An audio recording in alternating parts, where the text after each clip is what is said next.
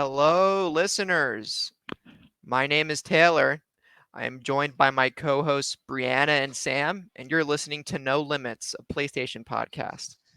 First, I'd like to especially thank our patrons, Bucky Blue, Hopple, and Alpaca Tom. Please go to patreon.com/save the. Hello, listeners. My name is Taylor. I am joined by my co hosts, Brianna and Sam, and you're listening to No Limits, a PlayStation podcast. First, I'd like to especially thank our patrons, Bucky Blue, Hopple, and Alpaca Tom. Please go to patreon.com/save the game media to check it out. That's our podcast network. And check out our YouTube at Save the Game Media and the Discord. All links will be in the show notes below and on your podcast app of choice. Now, before I go further, you might be asking, what the hell is this? So, as I've alluded to, this is a PlayStation podcast where we're all here to talk about news and rumors, have intellectual discussions, and just fun. I'm Taylor. I'm one of your hosts, and I'm also joined by my friends Brianna and Sam. Hi. Hello. So, this show, actually, before I go further, there is some recent events that have happened in the United States. At the time we're recording this, it's June 26th. As of June 24th, 2022, the decision was passed down in the U.S. Supreme Court to overturn Roe v. Wade, not granting access on not guaranteeing access for women to get abortions and leaving it up to the states. And me, Brianna, and Sam just wanted to say that we're in solidarity with women to receive these procedures if they see fit, and it's there are bigger things than games sometimes, and I just thought it was very relevant to address. And Brianna and Sam, you guys have anything to say? Yeah, I do actually want to add, like just to touch on it, like it's not just women too. It's like anybody with a uterus that needs access to that like care. And this is going to bleed into so much more, especially trans rights. And trans rights are human rights. So unfortunately, this has like way more consequences, and like we're not going to get into a discussion, but definitely standing with everybody. And I think even though this is like our episode 0, I think it's worth mentioning because it is such an awful thing. So Yeah, it's one of those things where, everybody on this channel is a human being. Everybody watching is a human being. The people that make the games that we are going to be talking about are human beings. And I think reproductive freedom and bodily autonomy are, no question, human rights. So every single person on this channel, watching this channel, making games, anybody anywhere in the world should have those rights. And I think that, Bree, you said it perfectly, that I think it's a slippery slope. It's something we're not going to get into, but I think that obviously it's very clear the wrong decision was made. And I extend my heart and my condolences to anybody suffering right now as a result of this decision. And hopefully things change for the better very soon. yeah, definitely, we can always hope. And I really hope, like, if you're out there like protesting and stuff, please remember to be safe. Like first and foremost, like your safety comes first. Um, so stay safe. All right. And on that note, we would be transitioning to the news on episode 1 and onward, but guess what? This is episode 0, so not this show. Now we're because just messing around. this episode serves as an introduction to No Limits. And next episode, we will be discussing the latest and greatest from PlayStation. And I just stole that from Mr. Badbit, who runs another PlayStation podcast called The Trophy Room. And he's going to have to deal with it. And moving on. So this serves as a get to know us episode. So, and we thought the best way to do that would be if we go around the horn here and talk about our 5 favorite games for each of us. And these lists are in no particular order. These are just games that we hold near and dear to our heart. And I guess I can be. Actually, no, I'm not going to start. How about Sam? What's Ooh, Give us one of your favorite games. I get the honor, do I? Wow. Um, Again, no particular order. We're going to try and remain as vague as possible, just in case any of us haven't played the games we're going to talk about, or anybody watching hasn't. Right. My first game, to the surprise of definitely not you two, is Return of the Obra Dinn. Mm. Return of the Obra Dinn, for people who don't know, it's a game by Lucas Pope. He created Papers, Please and a number of other titles. It is very succinctly, it's a detective game where you are an insurance officer and you have to investigate what happened to a ship that has turned up on the coast without a crew. Um, I'm not going to go into any more details about the plots and whatnot, but it's probably the most unique game I've ever played in terms of mechanics, in terms of concept, in terms of execution, art style. I think all of those, it trumps pretty much any other game that I've played. It is a one and done, so like you play it once, you can't really play it again because the solutions are all the same. But I think that that's a testament to the quality of it. That I still think, even though I've only played it once, I think it's that special of a title. So that's the first game that I'm throwing out into the ether. If you haven't played it, please try it. Um, Even if it's not going to be for everyone, it's quite niche, honestly. But if you're interested in a game that you've not experienced before, and I mean that in every sense, then Return of the Obra Dinn, you can't really go wrong. Okay. I just bought it on the Steam sale, the Steam summer sale, so Yes. I will be playing it shortly. Not sure exactly when, but I will be playing it. So I'm looking forward to hearing your thoughts for sure. I'm looking forward to playing it, honestly. I've been wanting to play it since it came out, and it's just like been one of those games that like kind of like it's like I don't want to say like flew under the radar because people were talking about it, but it Hmm. wasn't like one of those like you absolutely like have to play this game right now kind of titles. Yeah, it did. It So, did the loop at awards ceremonies and mhm, stuff, but I still think it never quite breached into the mainstream enough. yeah. Um, which I think that's a nice spot, honestly, because then it feels like you've discovered something quite special, even though so many critics, particularly, are talking about it. So you kind of feel like it's a hidden gem, the Yeah. definition of a hidden gem.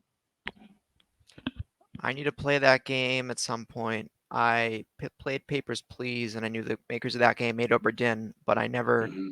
really looked over it closer than that. But because Sam hates me, I'll probably buy it at some point in the near future. Yes, you Uh, will.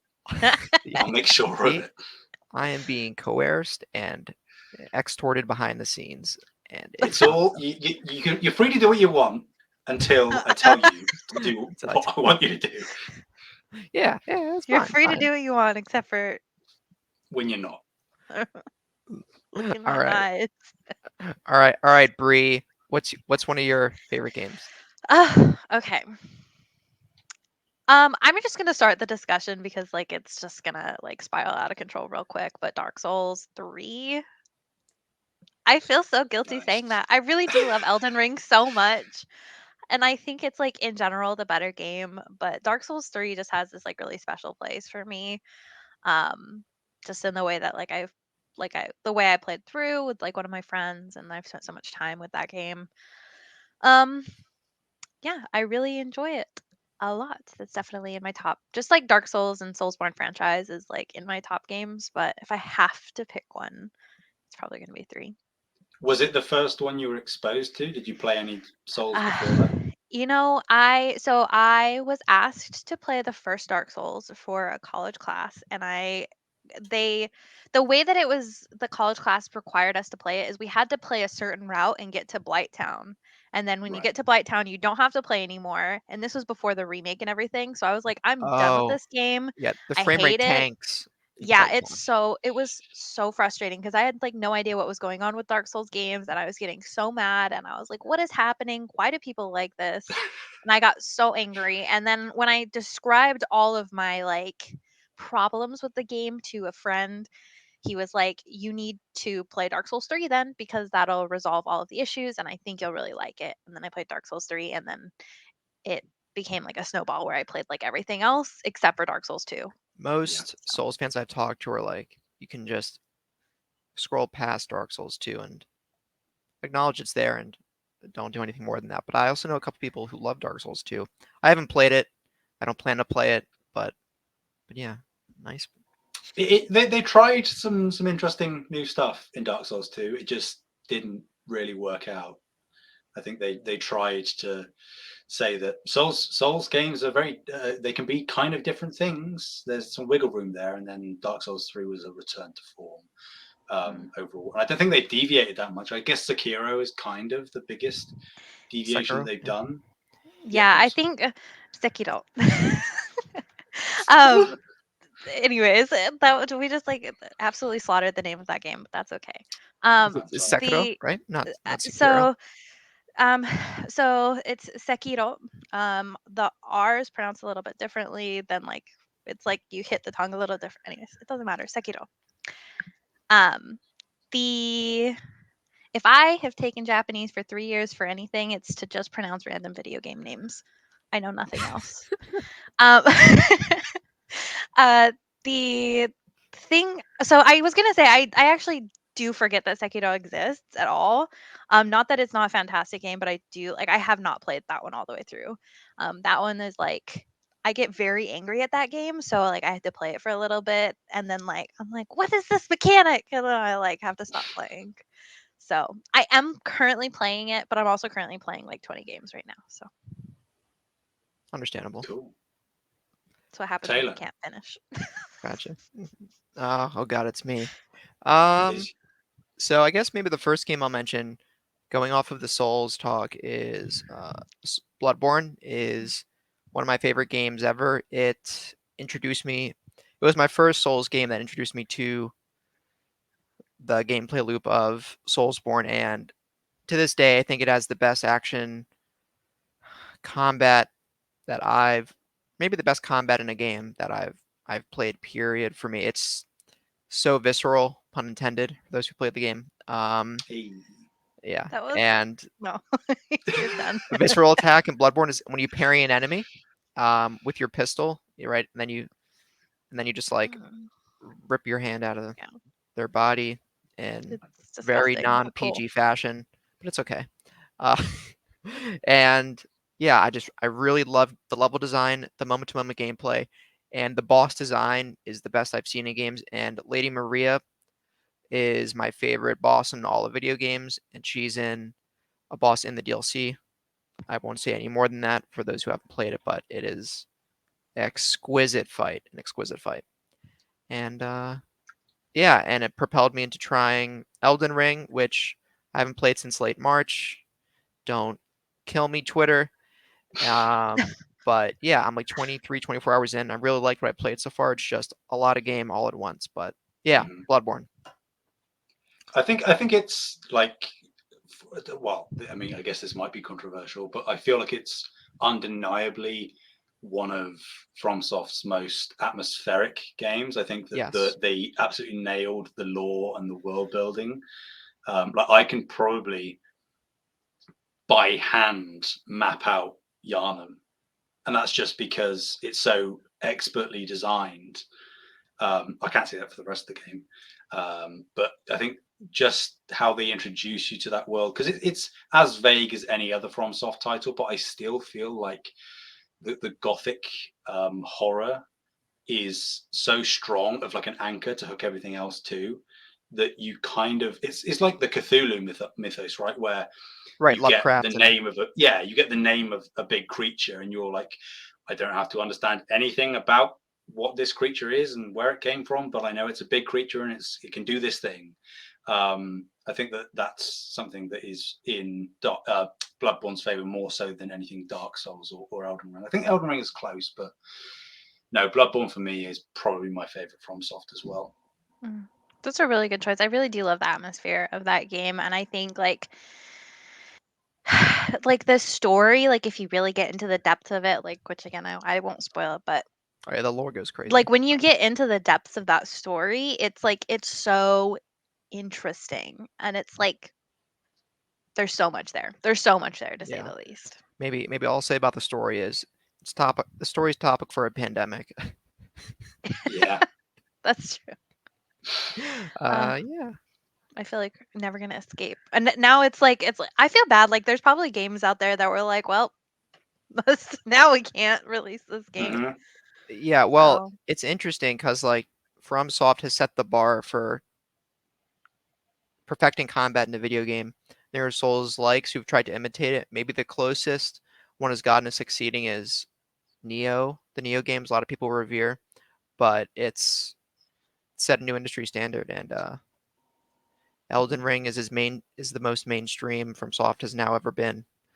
So I think it's just going up and up. But yeah. yeah, Excellent. it's good stuff. All right. What's your second game, Sam? Yeah. Oh, okay. I guess it No, doesn't matter. no I'm order. trying No to. order. Yeah. No.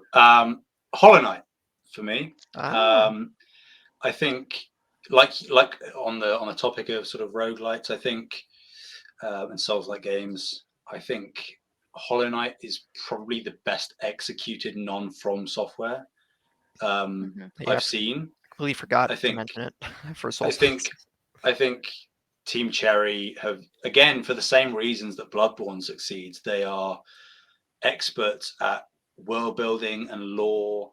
I think that the premise of Hollow Knight, being that it's like an insect kingdom underground, and realistically, you're probably only going a few centimeters underground from our perspective.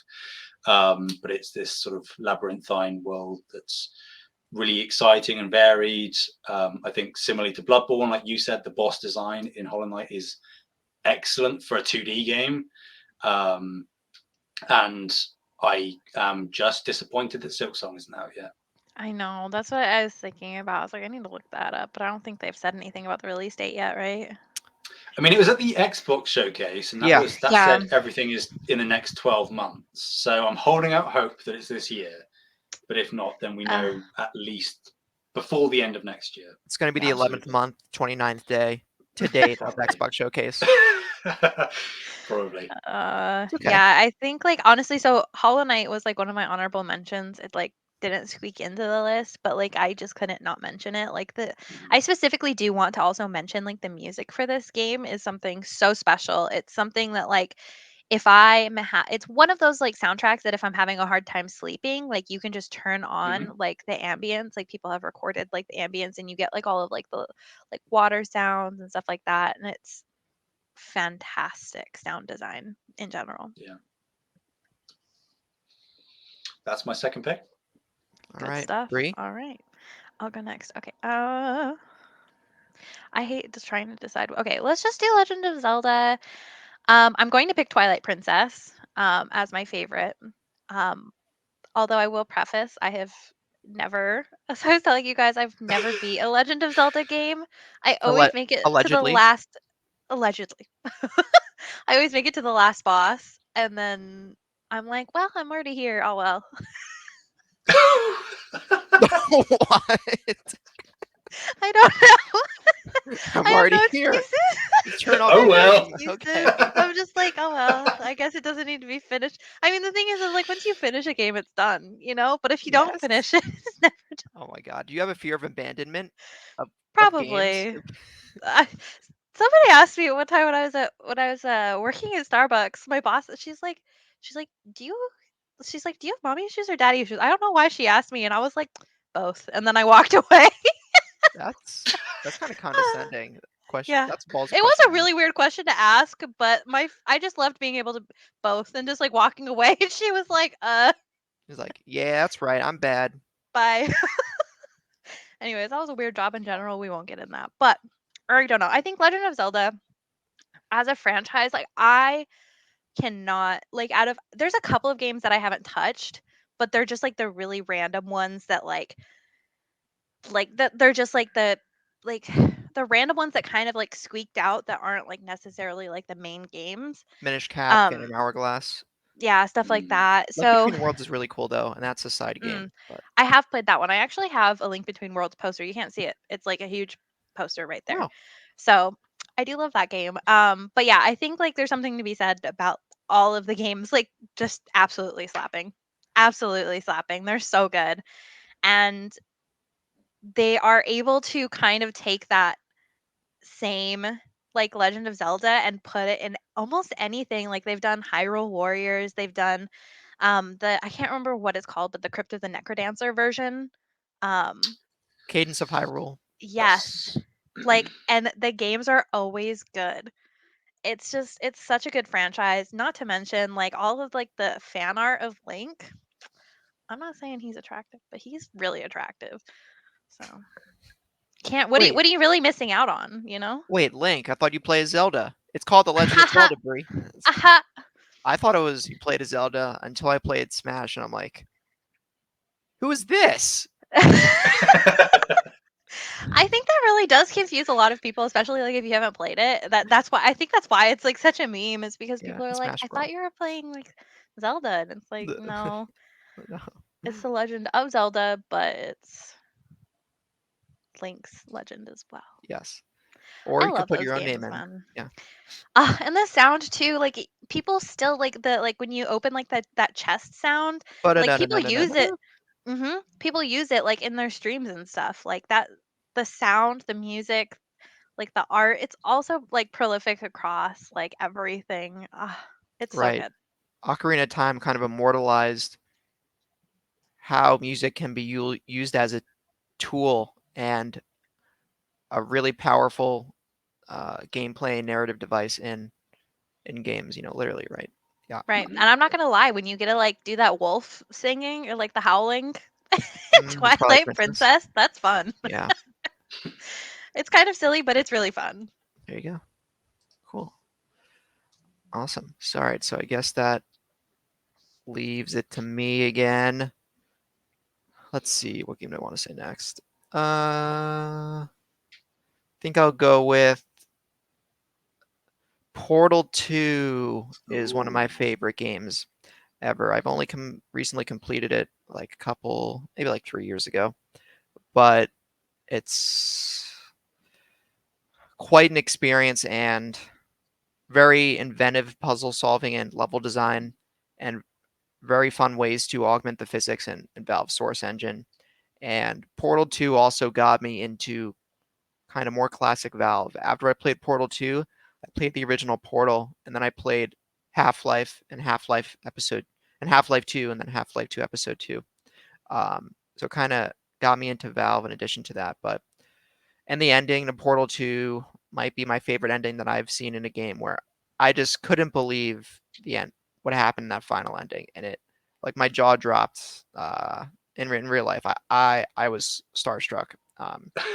And I think it's gonna hold true as one of the cornerstones when I look back.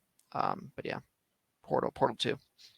It's weird how Valve treated Portal as like just this random side thing for the orange box when Right. it's pretty clear.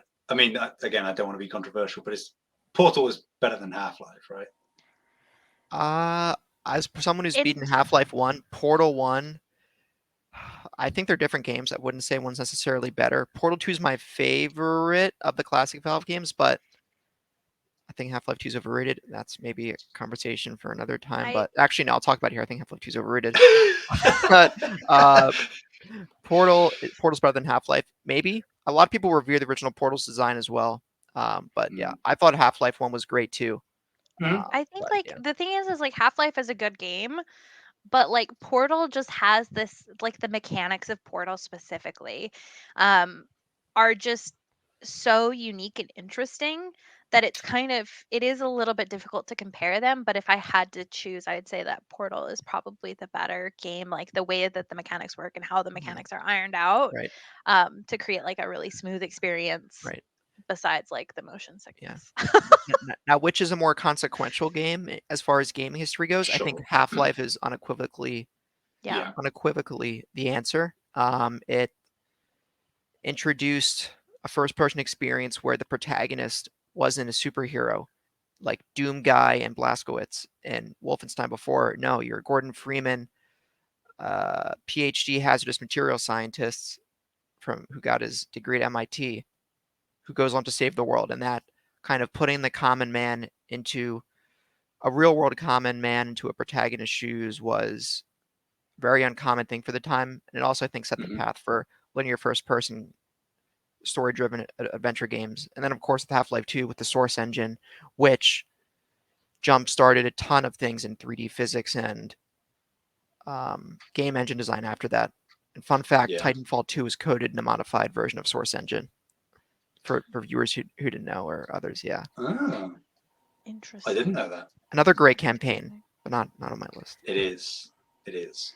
The other thing I want to mention specifically with Portal 2 is the freaking song at the end. So I have a playlist of all my favorite songs. It is 100% on there, and I listen to it all the Oh time. yeah, It's so good. and the lore in Portal 2 is like Hmm. there is lore involved besides behind the main puzzle solving that gets extremely dark. I'm not going to go into details, but there is some shit going on. To, I'll Yeah. put it that way.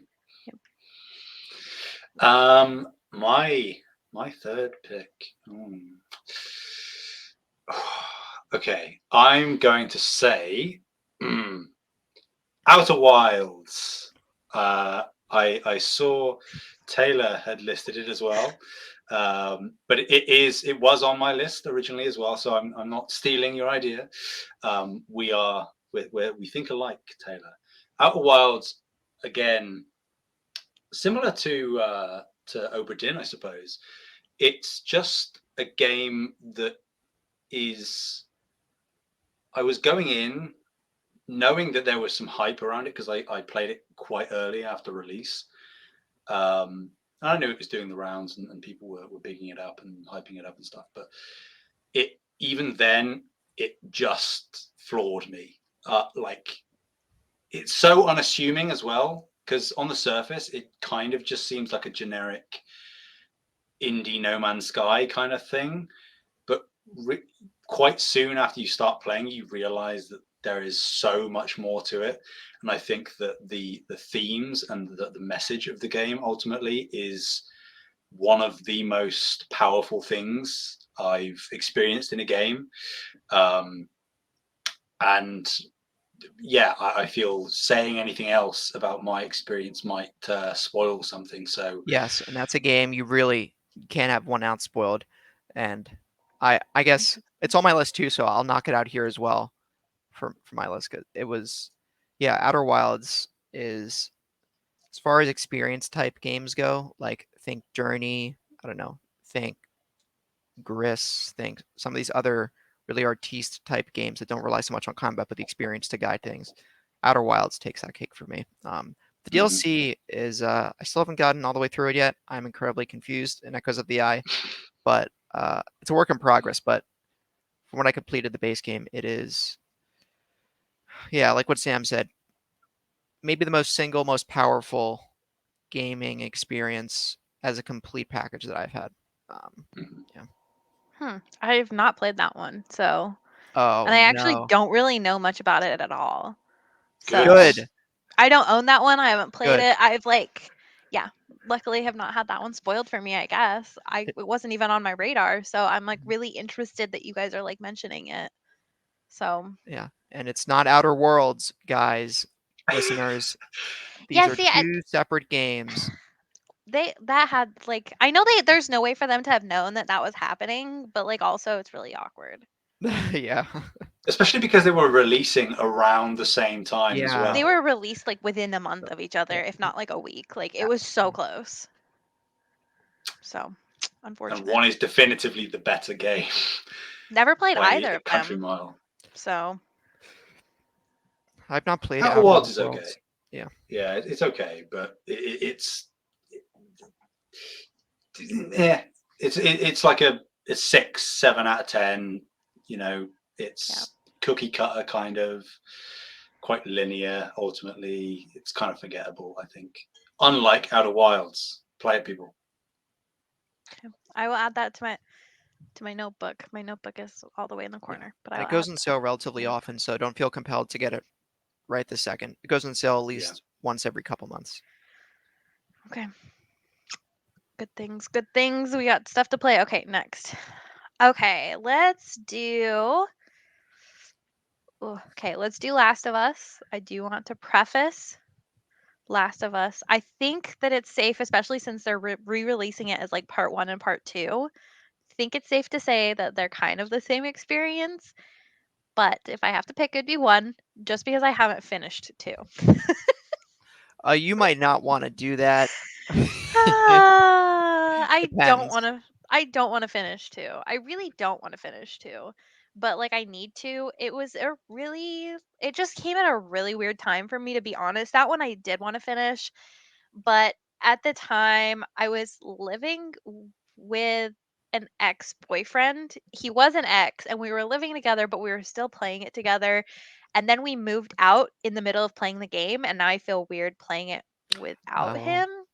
I see.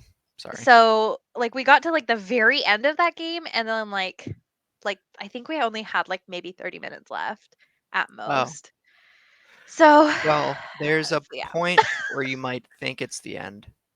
Uh, If it helps, I was, like, in, like, a flooded area, and you're on a boat, and there's, like, a bunch of water rushing because it's, like, okay, raining, okay, and okay. Yeah. You're at the end. Mhm. okay, Sorry, those okay. are slight.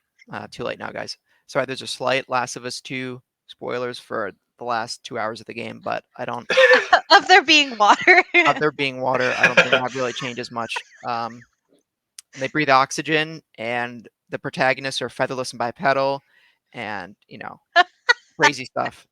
Yeah, crazy stuff. No, I think I don't know. The thing is The Last of Us, the experience that is The Last of Us from the ground up, like the music, the sound, like even just the design of the game, specifically, like, you know what? I do actually want to put a spoiler warning. You guys have both played the first Last of Us, correct?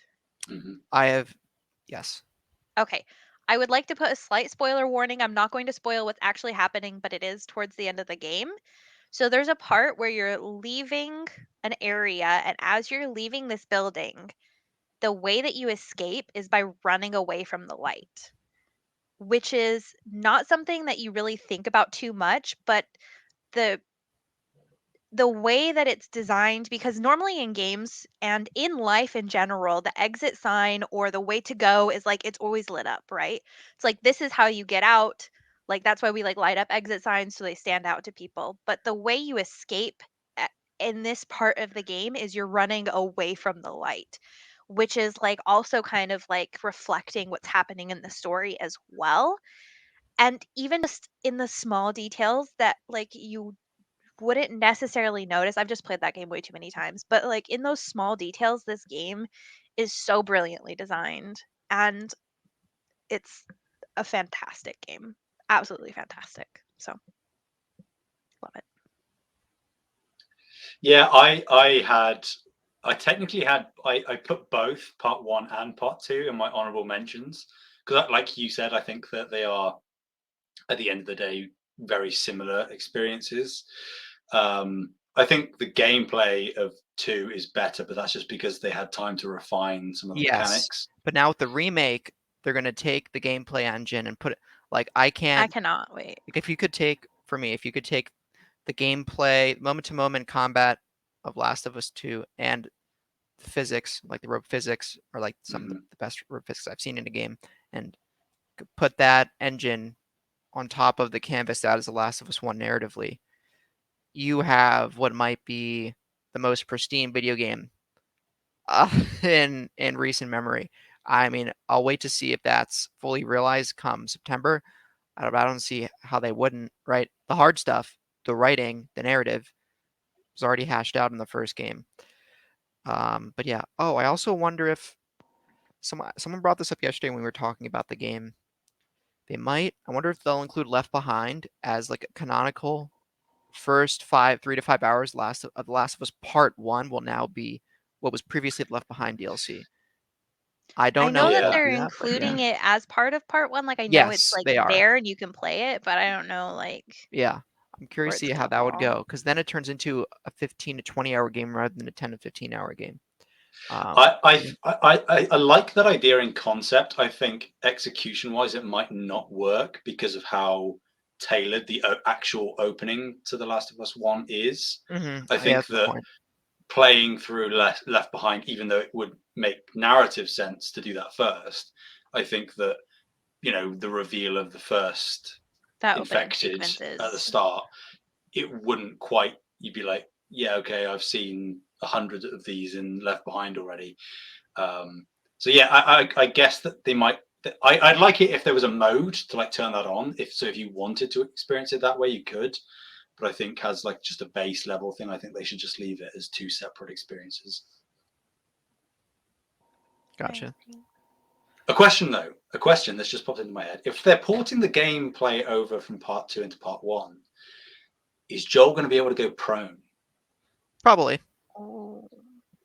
Because I would say yes as well, but I'm thinking, is there elements of the first game gameplay sequence wise that would break, or I like, don't think so. is there a point to Joel going prone in part 1 as we know it? Oh, I think as far as set pieces go, you probably won't. But when it comes to player controlled combat sequences, I don't see any reason why he shouldn't have to. And Yeah, if that's those true. lead into, they're not quite cutscenes, but if those lead into scripted set pieces still in the gameplay engine, the game, Naughty Dog might just kind of autopilot your controller, and Fair. you'll kind of go into a certain animation that may or may not be in prone. I also think, yeah, I don't think it'll be that much of an issue unless there's a narrative, and I don't think there's a narrative reason why Joel would be unable to go prone. Like, he doesn't have bad knees or anything. You know, Joel was interpreted as kind of like this old man in Last of Us Part One. This guy's like late 40s. He's no spring chicken, but he's not like I don't know, Dalai Lama's age. Okay, come on. I was not ready to hear spring chicken. That got me. Taylor, you said that the protagonist was featherless and bipedal.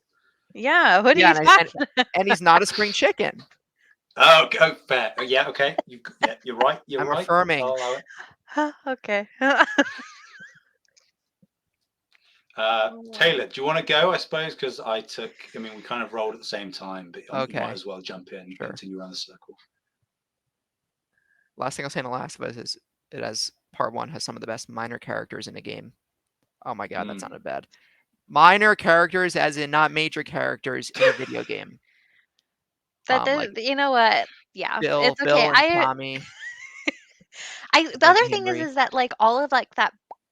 Maybe I just missed it in part 2, but I feel like there's just so much more like, um, particularly like with the backstory that you're getting for the characters that you never see.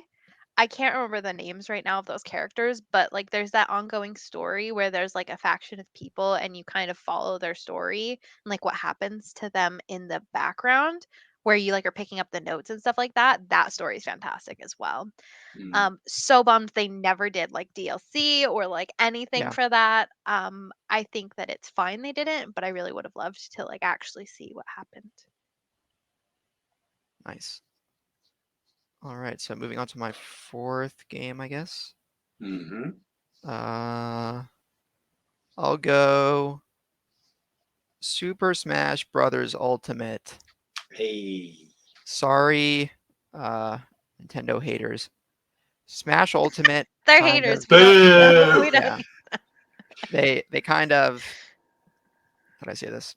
Smash Ultimate, when it came out, it was my first year of college, and it came out, and it was the first Smash game that I was like really present for. I never had a Wii U, so the last Smash game I played was Brawl, and I was really little then, and all I knew how to do was spam items and smash attacks and basically button mash. And I started playing Ultimate, and I fell in love with the competitive aspects of Ultimate. I started practicing on a more semi competitive to competitive basis, learning competitive techniques, learning more of the history about the franchise, how certain characters work, and it really got me into competitive games and also an interest also in the fighting game community, FGC, as a result of my gateway into it, which is great. And I absolutely love playing the game. And the roster of characters is over 85 at this point. It is just such a grand game that succeeds on nearly every front except good netcode. And Nintendo needs to put rollback in the game. or Bandai does, and they never will, but that's okay. But Smash Ultimate really is such a fun and rewarding game for me that I have probably the most playtime of any game ever for 740 hours and counting. And that game came out in December 2018. So what is that? That's 740 hours in 3.5 years. uh, but yeah, absolutely fun game. And I'm a Captain Falcon main for anyone wondering. But yeah.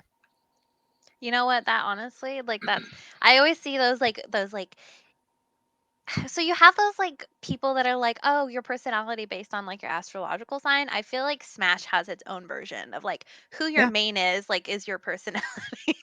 For a lot of players, that's especially if they don't So, like a certain character, that's how it goes. Like, Steve players. I think Steve's hilarious in Smash Ultimate. He's so funny at Minecraft, Steve. But yeah, yeah, I agree. I agree with you, Bree. There's a I lot had of player such a good time identity. with this game. Mhm. Exactly, exactly. It's like it's so fun. It's like I don't know. I think like haters gonna be haters, of course, but like it's just like it's such a fun game, and it's one of those games that it's so cool to see like everybody like joining together to play this game. And like it's something that like it's kind of like Mario Kart as well, where like even if you don't play games, like you can kind of jump in and play. Yeah, you can turn on And like items, have a good mhm. casual time, or you can turn them off, go on Final Destination, and see who's going to be the one who gets the last pizza roll. And and that's how it goes. Yeah, exactly. I have to say though, for me personally, I get like really unreasonably angry playing this game, and I Mm, think it's my friend's fault. He always plays Jigglypuff and then puts me to sleep and then knocks me out of the arena because I don't know how to freaking play the game. yeah, He thinks it's the funniest thing, and I just get some. I'm like, I'm not playing with you anymore. from his perspective, I'm it's not. probably hilarious. But yeah, Oh, that's probably. that's Jigglypuff's rest. So if she lands that sing sends you to sleep, but rest, there's a very small hitbox window where if she rests and the startup of the animation makes contact with your hurt box in a certain number of frames, it does major damage and knockback to you. And a lot of her combos are centered around moves confirming into rest to kill you, or moves confirming into a sing to send you to sleep, and then resting you and killing you. But that's Jigglypuff's um, dynamite in Smash Ultimate. I really do appreciate you putting technical terms to it. I have experienced it Mhm. way too many Oh, times and in for not Melee, even playing the game a lot. and she's way better in Melee too. One of the top competitors named Hungry Box in Smash Melee was a top was number one for at least 3 years in recent memory, and he's a Jigglypuff solo main. Um, so yeah, thanks, no problem. And yeah, if that was Melee Jigglypuff, you would have been suffering even worse. So Oh god, I hate it. Yeah, Smash is it's like I really enjoy it, but I've never been a fighting game person.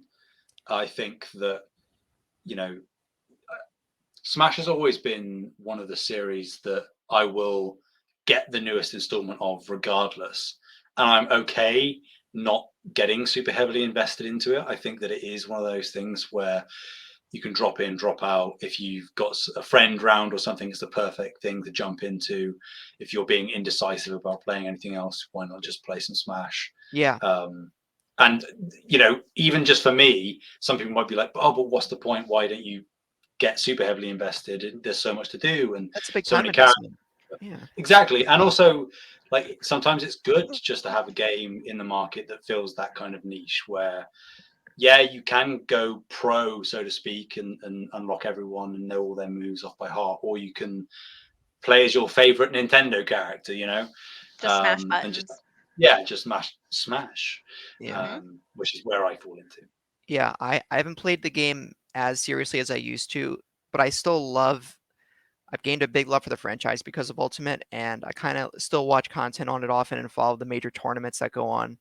Like this past weekend, there was a major tournament called CEO, or actually Grand Finals are tonight, which was we call major tournaments with like tens of thousands of concurrent viewers on Twitch, and it's a whole thing. But like I can be that observer and that appreciator, and still play the game, not as often as I used to, but still feel invested in a positive way into the franchise without practicing 15 hours a week on it or something. Like I can maybe practice, you know, maybe an hour a week total, or play it for an hour or two if I'm really busy one week or the other, and it'd still be okay. because Yeah. I like the game greater than just being an only competitive outlet, which and Mhm. it's more than that for me. So yeah,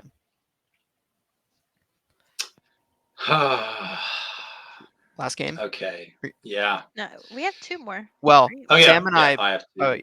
oh, you ever right? Because I banged out Outer Wilds. Yeah, my bad. Yeah. Yeah. Um. Okay. I'm gonna go out of left field, Okay. and I'm gonna say Beat Saber. Oh Um, Ooh. wow. I I was a relatively early adopter of PSVR specifically, the PlayStation podcast. I'm going to focus on that solely as the VR system of choice. Um, and I was interested. I was trying out all the tech demo-y stuff, and nothing was really gelling. I thought it was cool, but it was very much like a PlayStation Eye, where you had iToy and iPad back in the PS3 days. And yeah, they were cool concepts, but ultimately you played them for maybe a couple of hours and bounced off of them. I think Beat Saber, and it's not the only game to do this, but I think it's the first and arguably the most successful in my opinion. It's not only become super mainstream, and people that aren't even necessarily gamers probably know what Beat Saber is, or if they don't, if they see it, they probably want to try it. I also just think it encapsulates what VR can do and should be doing. It's really simplistic. It focuses on one thing. It does that one thing really well. It's unfortunate that on PlayStation you don't have access to user-generated stuff. That would be Oh, that's a bummer. the perfect thing, because then you could have a limitless library of songs. But I still think that even if they are releasing periodic music packs, I think that that's enough. And also, it's exercise, which is that's a plus, right? We get a little bit of exercise whilst we're having fun. It's by far the VR game that I put the most time into, and it doesn't get boring, in my opinion. I think that I can still go back to the very first song that I've played probably 200 times by now, and I'll still, you know, get into the groove, so to speak. That sounds really cheesy when I say it, but Yeah. it's true. It's just fun. And I think that there shouldn't really be any more reason than that. I think I will continue playing that for years. I think, um, and that's the reason why it's on my list. I think that is a really interesting choice to add to your list. I do like that you chose it. It is one of those games, weirdly. So my mom actually purchased a PS5 or PS4 and like PlayStation VR specifically to play Beat Saber because she was so obsessed with it. Mm, So my mom does not play games hardly at all. You can get her to play like maybe Mario Kart if you catch her in a good mood, but she just loves Beat Saber. She like takes all of her friends and she's like, "You guys have to play this game." And so like all of these people that have nothing to do with games like all go to my mom's house and play Beat Saber. So I think it's so fun. Personally, I think I've played it like I think I've played like maybe 5 songs. Like I haven't played mhm. it a lot. It's just not something that I like. So I have a PlayStation VR, but like I don't really have the room to set it up. Sure. Um, so Yeah, it's like not something I really have access to, but I do like it a lot. cool. Yeah, I haven't played VR or Beat Saber myself, but I mean, I appreciate how cool it looks. It's like Guitar Hero with your body, Uh, and that's Yeah. always fun. Dance Dance Revolution is so DDR, good. yeah. I love that. And Oh it's yeah, like it feels like Dance Dance Revolution. Like it feels like the progression for me from Dance Dance Revolution rather than like Guitar Hero, even though it's still kind of in that same genre. It just Mhm. feels like Dance Dance Revolution with your hands, but also like right. lightsabers. It's a It's so rhythm cool. game at the core, right? Yeah, Yeah. it's so cool. Okay, Cool. I will jump to my next one. Okay. Penultimate. So, um all right. I don't know if this is going to be a surprise or not, but next one I'm going to put on here is Kingdom Hearts. One. Um I'm going to choose one, Okay. not necessarily cuz it's the best game of them, but it's the one I played the most and it's the one that's like in my heart. Mm. Kingdom Hearts. Anyways. Hey. Oh, Hey, hey. I understand. the comedic effect that has been put on me. Yeah, sorry. Anyways, I just like the way that Disney and just like Final Fantasy and just like unique characters intersect in that game to create like this weird experience that if you try to like summarize the story, nobody knows what's going on. I mean, you can explain it, it just takes a long time, but it works. It's Hmm. just it's so cool and it's been it's not my favorite game of all time anymore, but it has been since I was a little kid. And Oh, the I have Disney played, effect. yeah. So it's like it's been with me for a very long time, and I don't know if I'll ever remove it from my top 5 games or top games list because I do love it so much. My biggest problem now, I haven't finished 3. Okay. I know. No It's surprise that I okay. haven't finished the game, but like I really want to play it. So I think that one will end up being my favorite of the franchise once I actually finish playing it. Um, Mm, but I haven't finished it enough to like put it on the list as like my favorite game. So I did want to mention that I do think that probably 3 is going to be the better game at the end. So interesting. have you guys played Kingdom Hearts at all? Nope. I played a lot of two. I played one, finished it, but that was ages ago. I played two quite a lot. Haven't touched three, mainly because weirdly I heard not great things about it, or Interesting. like that it was polarizing. Um, so I I just think haven't it's dipped just in like yet. it's different gameplay from Yeah. like it's not that it's like a huge change, it just is different. So Hmm. because it's been so long since 1 and 2 came out, like I just don't think that realistically they could have released the same combat system and like had the game have any sort of success because that combat system while it still works for what it was, like I think they had to make changes to the combat system and I think a lot of people don't like that. Right. That would be my guess with what's going on. But I think the gameplay loop for 3 is very satisfying and the art and the music is amazing.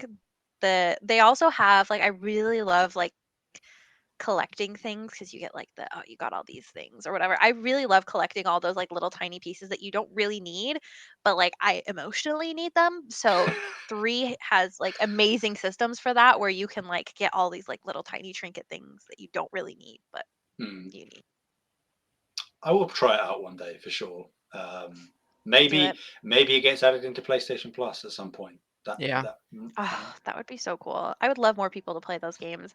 I think like you should also, if you ever find yourself with time, I know there's like a million games always coming out, but like if you can go back and play like the remastered, remade versions of like 1 and 2, they have like those huge packs of like Oh yeah. 1, 1.5, like those like huge Oh yeah. packs where it's like a bunch of games. What a Highly great recommend naming going through scheme. those. Yeah.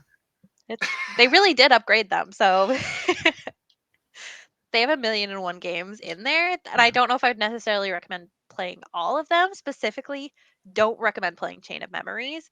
I played it and I hated everything. So don't play that one. Tell us how you really feel. Okay, I will, because Chain of Memories is it drives me crazy. I don't know if you've seen it at all, but it's like a Nope. card game. It's a Okay. freaking card game, and I'm like, what is Oh, this doing I thought you said here? hard game. Card No, game. Now get the card, fuck like out with that. I CARD, am not. card in the middle of like a Kingdom Hearts franchise. Like you've seen the gameplay at least for Kingdom Hearts, right? Like it's Hmm. like an action RPG. Like what is a card game doing? There is one man I know who It's likes bad. card games. His name's Garrett Bland, who runs an podcast over at Nintendo Shack and RPG Cave on another network, and he's the only guy I know who's a big fan of card games. And I'm like, Garrett, it's just you. You are the only person who likes card games, and everyone else I who think likes Slay the Spire are bots hired by Steam, and that's all. I think that card games can have a place, but I think that like this weird card game in the middle of the Kingdom Hearts franchise that has nothing to do with cards, that you're like the story of it is like it's actually a pretty decent story, and it's just locked behind this like impossible gameplay loop that's not only like a card game, but it's like a freaking hard card game, at least in my opinion. I don't know. Like I think like card games can have their place, but it is not in the middle of the Kingdom Hearts franchise. That's all I'll say. Preach. Drives me crazy. Anyways, next game. All right. Are we on to final round here? Yeah. Yeah. All right. I think for the final game I'll mention is fittingly God of War 2018, also known as God of War 4, officially known as God of War, but it's not the first God of War. You get it. Soft reboot.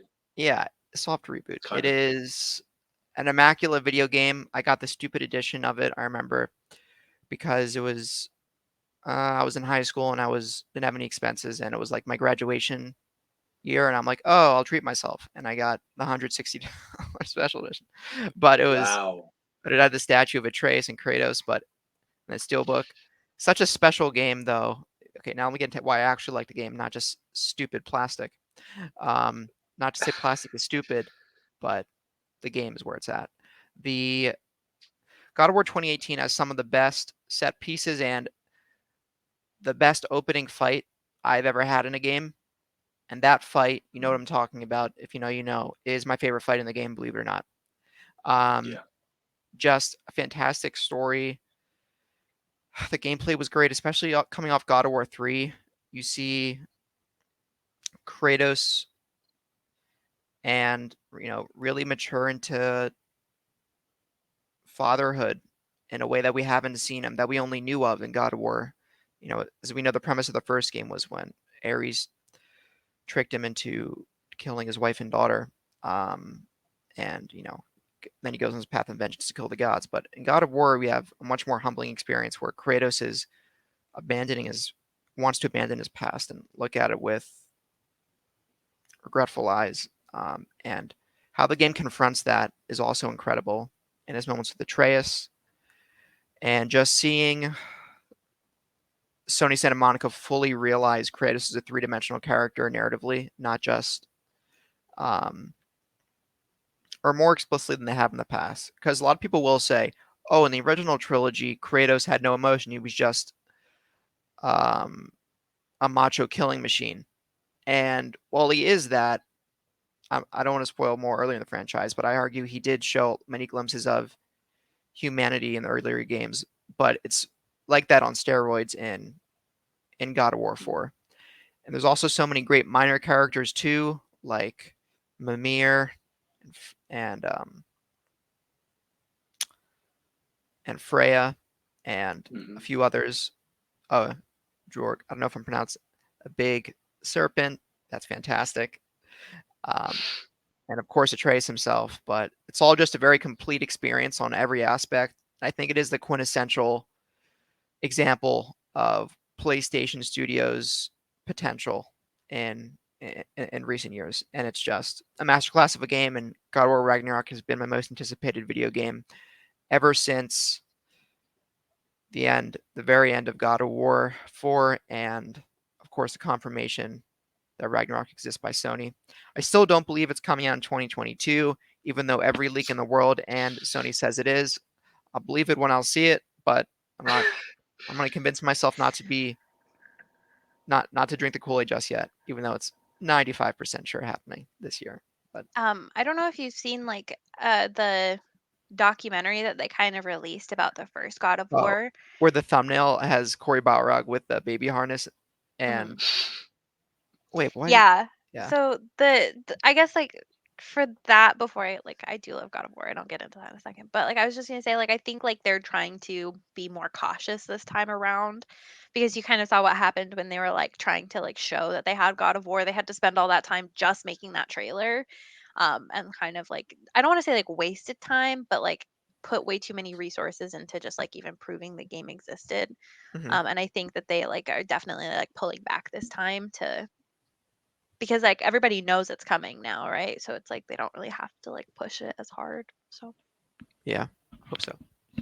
I think not only is it, like you say, immaculate, but I think it works on so many levels, like the technical side of the game. The fact that it has the one camera shot that doesn't cut, the fact that it runs perfectly smoothly on a base PS4, at least in my experience.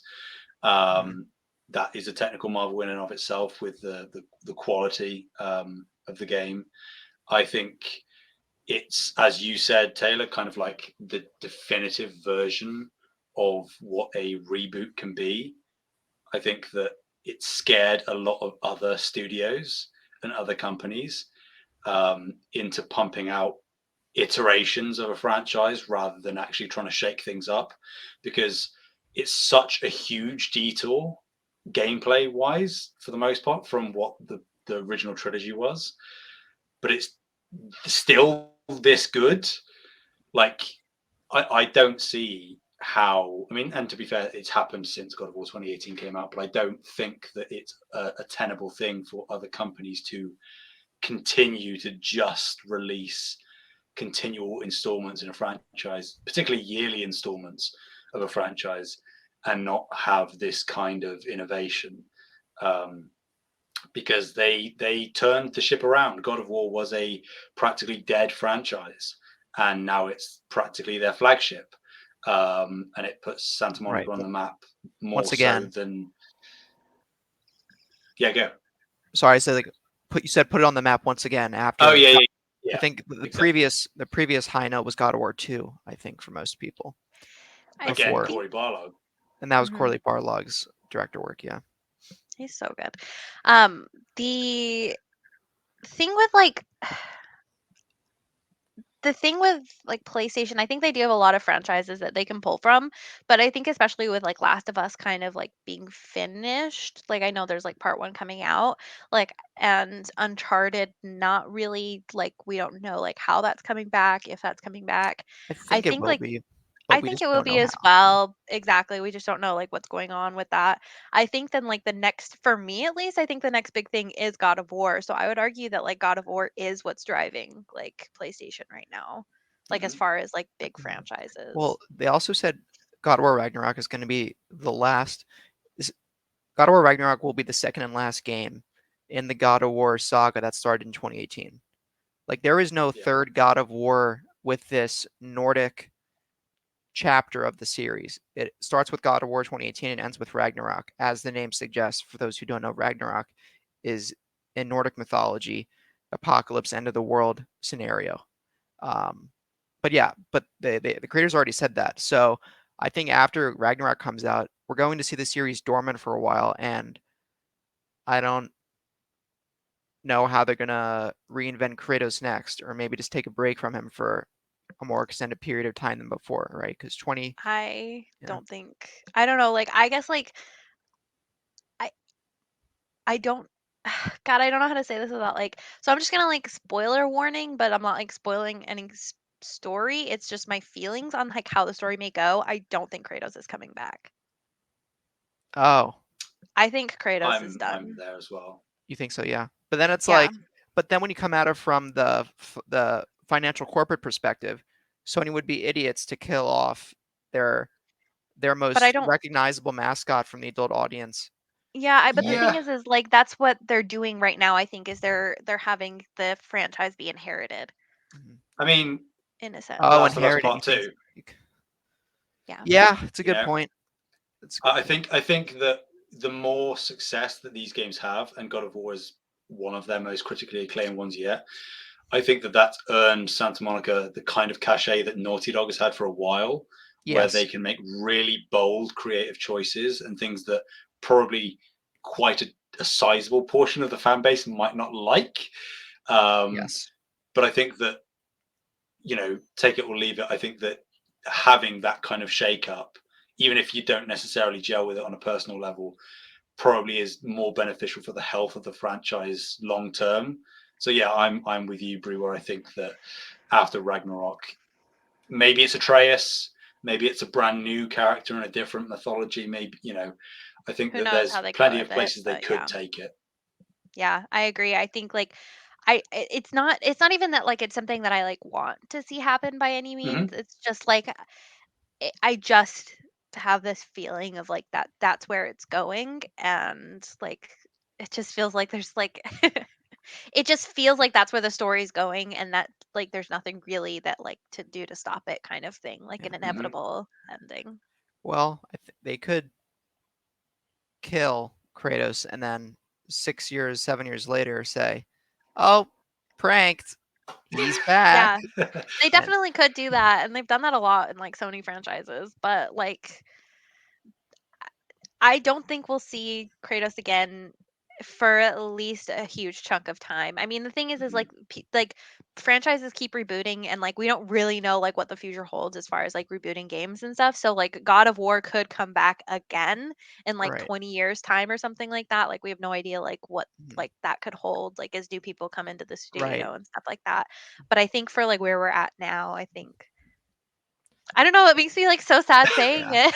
But as far Like as I'm It'll genuinely make it'll make Ragnarok that much more potent, though, right? Like right. if they're really going for it with Ragnarok, and these are the kind of moves that they're making narrative wise, I think that is gonna do nothing but help it overall. Yeah.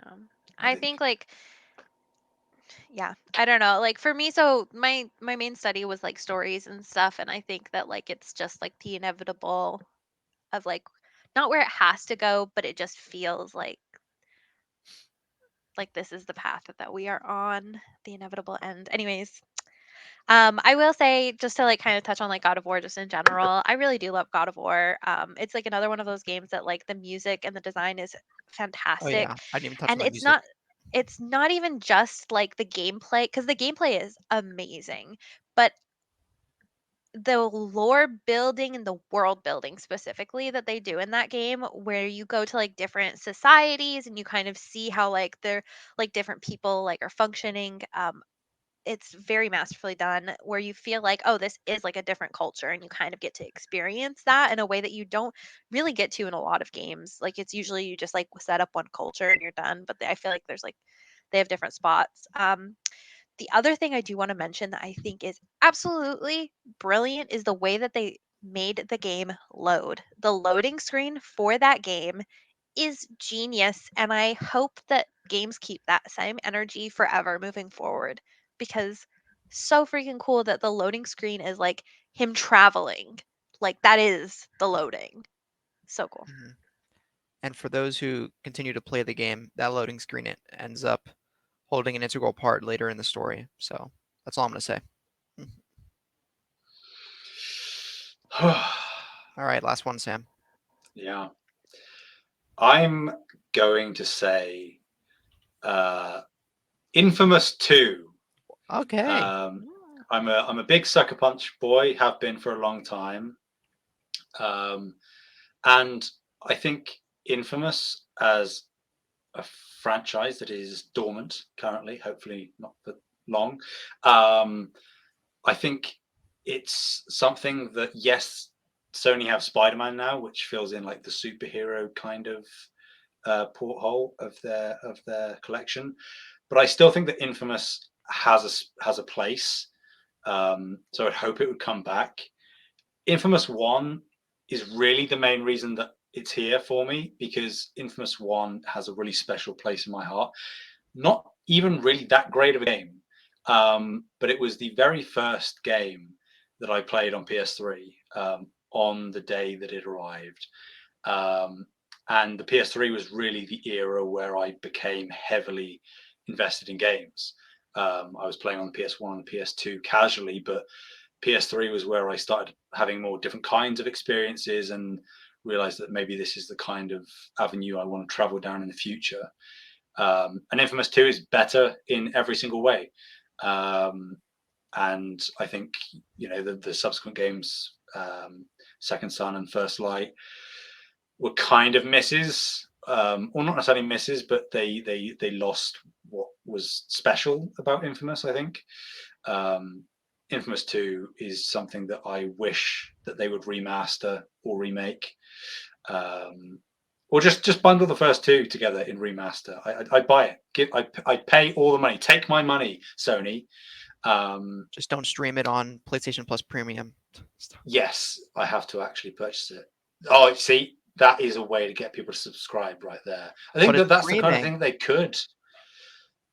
It depends though, because if they remaster it, it might potentially be labeled as Okay, a if they PS4 title. remaster it, it'll be download, or if they make native PS3 games, if you could download Infamous 2 offline, that'd be great. Yeah, But the yeah, streaming for people who don't have internet that stable, which is most of the world, mhm, uh, I really wish Sony gave us a better avenue to access those games again. But yeah, awesome yeah. stuff, Sam. I played some of Infamous 2, but never completed it.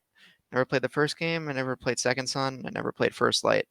But I have a modded PS3 around here, so I think I'll go back to at least Infamous 2 eventually, but maybe Second Son. But like you said, I hear so things about it. Yeah. I have not played any of those games. I think for me to get into it, they would have to like remaster Hmm. the game because Oh, it's like that's great. it feels like it's kind of far gone at this point to kind of, Yeah. especially like I think the other thing is that I personally don't love superhero stories. So I feel like it would take, I don't want to say like a ton to get me into it, but it would take like a minimal amount of effort to get me to go play that game. At least like having a remaster so it's easily accessible on my like PlayStation 5. So Sure. Mhm. I've heard fantastic things, and I would love to play it, but I'm also not gonna work super hard for it. So Sure. Understandable. okay. So, my last one, I will preface by saying it is actually like this one is numbered for me. It is actually my favorite game of all time. Oh, It's the one that I know for sure. And the frustrating thing is that people pronounce this game two different ways, and I think I know why that is. I won't go into that, but nobody freaking can tell me how to pronounce it correctly. But it's near Automata. I'm just gonna say Automata. I do realize that people say Automata. tomato. I'm just gonna say Automata because I think it sounds a little bit cooler. So I don't know. But I'm gonna say, yeah, for sure. That one is my favorite game of all time. There's just something special in that story. Um, the music is definitely my favorite. The gameplay itself is fantastic. The characters are fantastic. The world building, if you see people play it casually, it looks like the world is so empty, and you're like, this game is kind of weird. But then when Yeah, you play the game, all of a sudden everything makes sense. It's like, oh, this world is empty, but it's empty for a reason. And it's the world is so masterfully built, and the story is so masterfully built. It's absolutely my favorite game, and I think like the weird conflict that I won't like again get too spoilery, but it's basically there's robots and there's androids, and it's like you hear that and you're like that doesn't really make sense because those are the same freaking thing. It's like this whole conflict where the androids have like this weird thing where they're like we're androids and like they just murder robots, and then the robots are like they're like help me, like this hurts, that kind of thing, and they're like robots can't have feelings, and it's like it's like this weird conflict where it's out of context of the story, it doesn't make sense, but inside the story it's this beautiful world where you're like there really is like is there really a difference between androids and robots? What would that difference be? And like just kind of discovering like what has happened to the world so far in the future. It's beautiful. I've never touched it. I've heard really great things. I know that there are like dozens of endings. I know some of them are quite comical from what I've yeah, that's what I heard. heard too. But no, like even just from I've seen like the opening half hour of gameplay, I think, and it switches between different styles of game. From what I can tell, it's like a top-down shooter at points. Then it's a hack and slash. Yeah. Um, yeah, it seems really interesting. Just something I've not touched yet, but maybe with your recommendation, I will finally Yeah, give it a go. I played a little bit of it, and I never got back into it for some reason. And I was like, in a stage of my life where I'm like, oh, I played 2 hours of a game. I don't like it. Trade it in. So that was unfortunate. But I think I'll check it out again on Steam sale at some point. It's not on the summer sale because Valve hates me, but I'll eventually. I think I'll pick it up again. Yeah, definitely. I highly recommend it. You can also pick up, they like remade the prequel to Near as well. Right, That's it's called replicant. Near Replicant, Yeah, and it's got like a bunch of numbers. I'm not even gonna try and give the full title, like but an Kingdom Hearts. Yeah. it's a really bizarre name. But I'm currently playing through that, so Um, like I can't really give like opinions too much on that yet because I'm not far enough in the game to really say. But for like, yeah, I'd highly recommend Near Automata. I think you're right, it does have a bunch of different kinds of gameplay, and you're like, that sounds really freaking weird, but I it's like that. That's cool. so good. I love bullet hell and side scrollers, and it does both of them. It yes, it does. It's so weird. It's like bullet hell. There's like this weird hacking thing. There's like just like regular RPG, like top down, like, and you also have like this weird side scrolling at some points. Like it's so good. So good. The gameplay is fantastic, and just like listening to the music and living in that world, there's just not for me at this time. There's not an experience that can really beat that for me. It's just amazing. Let me know if you play it because I would love to discuss it. It's I so will. good. So good. I'll play Overden. You play. That's a good bargain. Yeah, I'll take that trade. I'll take the It's trade. a terrible bargain. I'm gonna be honest. Nier is a really long game. In terms of like quality, I'm sure it's a great bargain. As terms of like time invested, I will make the sacrifice. okay, I appreciate that. Worthwhile. Maybe I'll also play Outer Wilds. Oh, Do yeah. it. Is that everything as far as like the top 5, right? And then we can go into like our Yeah, honorable mentions because I have a Yeah. that's couple. all of our top What fives. about one honorable mention per person? Ooh, How dare you? I'll go Hey, first. guys. I'm going to say What Remains of Edith Finch. I had that in my Um, Epic Game Library when I got it for free, and because it's Epic, I need to play that. yeah, I it's own it another and haven't like played it. it's very short ultimately. Again, kind of something that I don't want to dive into because it's very unique mechanically speaking. That it's kind of like Super Mario Odyssey in the sense that every 10 minutes or so it just introduces a new thing to you, and it gets in really quick, it gets out. I think the story that it tells is really interesting, and profound. It's a walking simulator for sure, which doesn't necessarily gel with everybody, but I think it's probably the most creative one that I've seen. And yeah, like you say, it's given out for free quite often. Actually, I think I've seen it on Epic for free a couple of times over the past couple of years. And if not, then it's super cheap as well. Mhm. So if any of that sounds even slightly interesting to you, which it should, give it a go. Awesome. I have no excuse to not play it. Like honestly, I have no excuses for myself. It's like not that long of a game. I already own it. Like there's no reason for me to have not played it. It's just haven't played it yet. So One day, I'll have to do that. It can be like I have like a list of games that I'm like that I just have like a list of games like right here on my on my monitor that I've like downloaded and I'll play. So I'll have to add that to the list. Awesome. Bree? Ah, honorable mention. I hate picking just one. The real problem for me is that because I have such a hard time finishing games, I have several games that I think would replace other games, but because I can't finish them, like or have not finished them, Hmm. I can't put them on the list. I will say I think like my pick for honorable mention is going to be Final Fantasy 14. The only reason that that game didn't make my list is because when I was playing it, I was trying to catch up to my friend at the time, and so I did not pay attention to the story at all, which I know is like really sad because the story is like really good.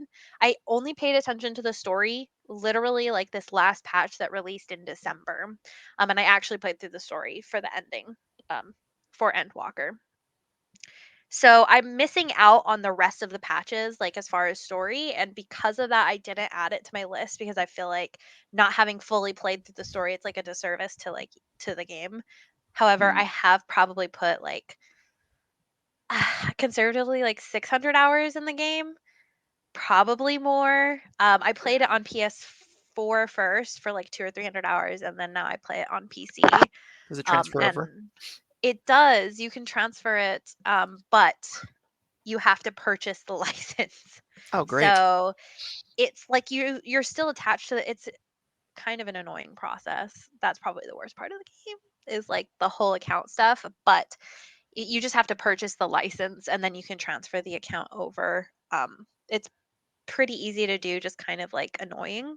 So definitely recommend it on PC because it's way easier. I have like my RPG mouse than trying to like do all the controls by like holding a button, and Hmm. there's too many buttons for a controller to say the least. So yeah. Let me know if you guys want to get into it because I'm looking for people to raid with. So All right, maybe. Whew, you're asking a lot of me, Bree. I it heard is Here it now, is this. so much time. That's why I'm like casually mentioning it. It's just the problem is that I really want to run the high end content, but the high end content gets so hard that if you don't have people like on Discord that you're talking to, it's really hard to run it. And so people won't really run it with strangers. But I Sure. don't have any friends to play it with. But I want to play it so bad. Give So me let me know if you're into 600 hours and I'll maybe be there. I'll think about it. I usually don't do well with turn-based RPGs, but this is not a turn-based RPG. It's not. And but I've never been like MMOs have never really attracted me, but I've heard Final Fantasy 14 is an exception for so many people because of the narrative. So maybe I'll give it a It's closer fun. look. It's so fun. I enjoy it. Awesome. What's your honorable mention? Okay, so I think my honorable mention is going to be Grand Theft Auto 5's single player. Exclusively, it's single player. No GTA Online, because fuck you, Take Two, and Rockstar. Amen. But man, where do I begin? I bought this game behind my parents' back, and it was great. I was definitely not of I was not 17 when I accessed this game.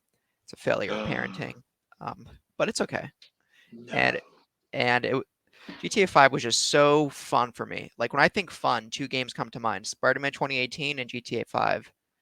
Um, it's just I absolutely loved screwing around in the world. I loved driving around, shooting around, escaping the military base with a fighter jet, all the wacky stuff that GTA is known for. I just had an absolute blast doing. Countless times where I just turned it on and did that. But I also loved the missions, the how much the game didn't take itself seriously, but still managed to keep me entertained, and it was very funny. Granted, I was probably at the prime age to find anything that was crude funny, because I was like, what, maybe 14? Yeah, I think I was like 14 at the Yeah. time.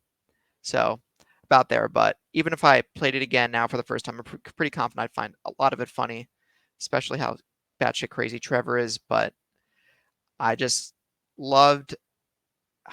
Few games can be can have good writing while being comedic in nature, and in my opinion, GTA 5 does that. Hmm. Um, and also the heists were really great, just a Yeah. really really fun time, and I am very skeptical but looking forward to GTA 6 whenever that rears its ugly head. But yeah,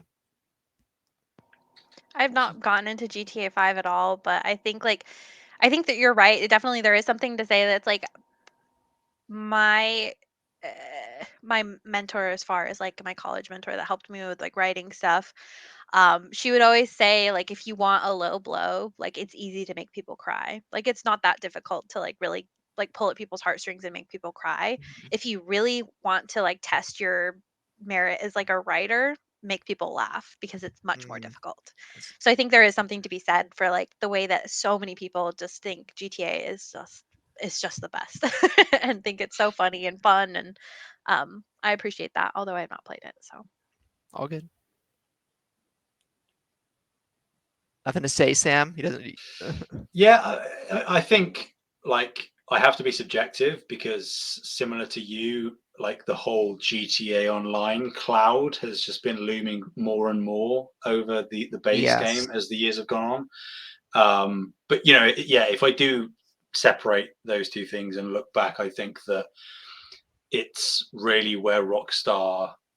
I still would probably say as a franchise, I prefer Red Dead Redemption, Mm. but that's probably just because I'm weird. Uh, No, what? but no, GTA 5 is, I think, undeniably a masterclass in narratives with multiple characters. Right. We bring these three people together and not have it be blow up. Well, it does blow Exactly. up, but that's part of the narrative. Yeah. It doesn't writing wise, the writing doesn't get really bad when it's very prone to doing so with Yeah. the protagonists who cross paths like this. Yeah. Hmm. To have three separate and then interconnecting stories and have it flow Yeah. that seamlessly, Right. and for no one character to really suffer because of having to share screen time. Yeah. It's very impressive, and I hope that it's something that, yes, Take Two and Rockstar have been potentially paying more attention to the online side of their games, but hopefully GTA 6, whenever that does come, they really stick to their guns, at least in that single player department, I hope so. and iterate more on what GTA 5 gave. Totally. Yeah. All right. Wow. I feel like I just like know everybody so much better now. All right. Whoa. So wait, we're not quite done yet, guys. But we wanted to thank you all so much for listening to episode 0 of No Limits. And once again, please check out our YouTube, Discord, and Patreon at Save the Game Media. All the relevant links will be in the show notes. And as also in the first episode and episodes moving forward, we can get in our socials and stuff like that in there too, for each of us. But yeah, thanks so much for listening, everybody. And until next time, have a good one. Take care. Bye. Bye.